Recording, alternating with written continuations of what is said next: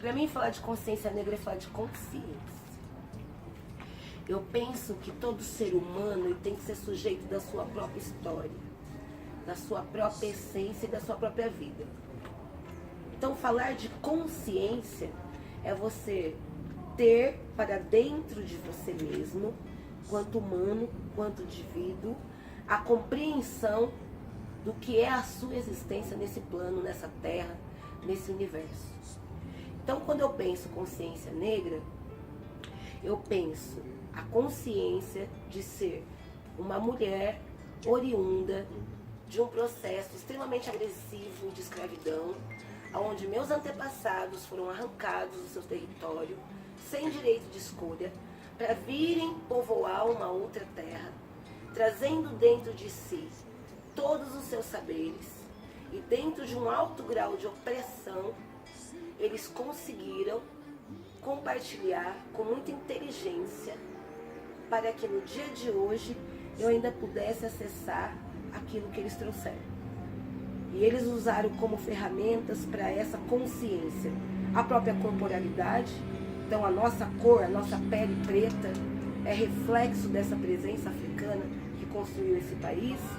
A nossa cultura, não tem como pensar a cultura brasileira sem pensar na presença desses escravizados, sem pensar em tambor, sem pensar em tempero, sem pensar em agricultura, sem pensar em técnica construtiva, sem pensar num grande povo que trouxe todos os seus saberes para consolidar uma outra terra.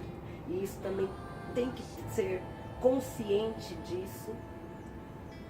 E dentro dessa consciência, dessa potência, desse conjunto de saberes, é saber que o que faz com que, mesmo nós, sendo oriundos de um povo tão potente, o que faz com que as diferenças refletidas na sociedade, e aí sociedade, política pública, acesso a direitos, não sejam igualitários para todos, isso foi construído.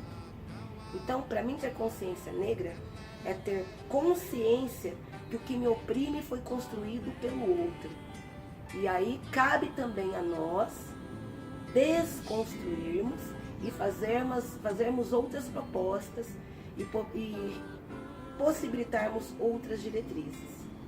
Então, consciência negra é olhar para mim no espelho e saber quem eu sou, da onde eu venho, qual é a história que eu carrego e qual é a potência que essa minha ancestralidade me traz para fazer o meu hoje muito melhor do que o ontem e garantir um futuro melhor para as nossas crianças. Olha, eu penso que o nosso maior desafio, quanto comunidades negras, e aí estou falando de nós para nós, né? Quanto comunidade de matriz africana, é a gente não cair no engodo da falta de memória. Porque se a gente esquece o para trás, a gente passa a não, às vezes, entender o tamanho da vitória do presente. Então, por exemplo, antigamente não tinha o 20 de novembro.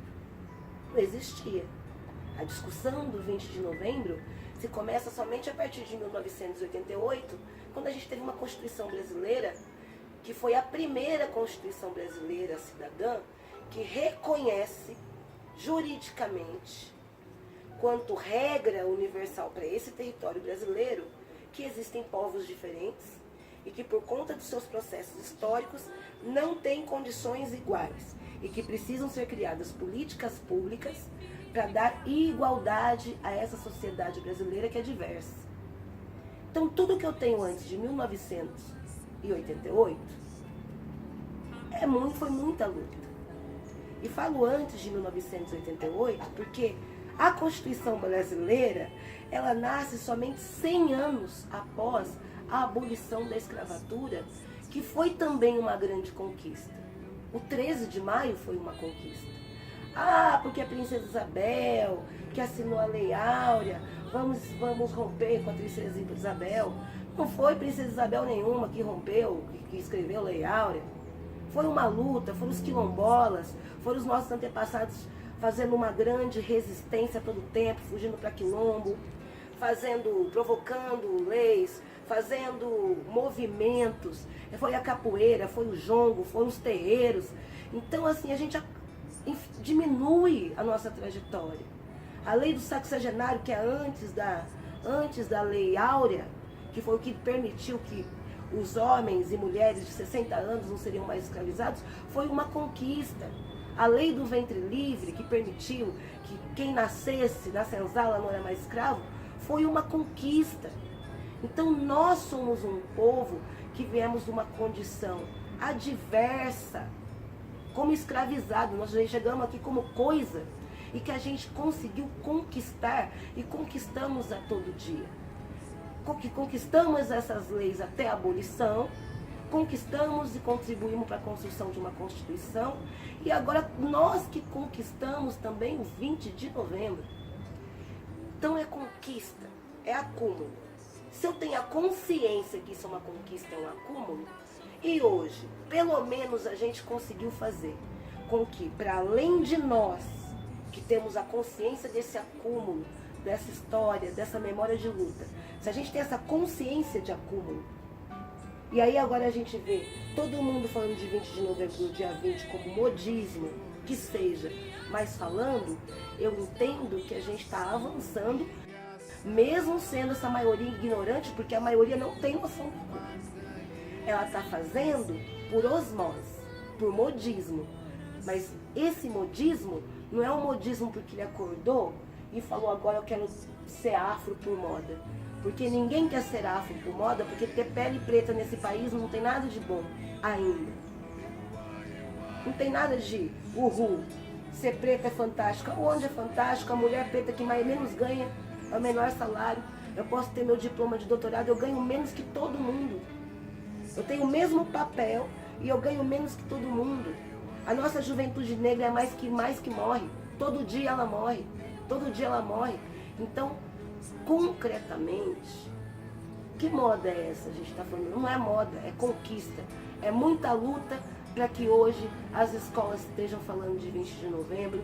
É muita luta, a gente está brigando por um feriado nacional por 20 de novembro. É muita luta ter um ponto facultativo de 20 de novembro. E por isso que é grave esse retrocesso de ter cidades tirando o 20 de novembro.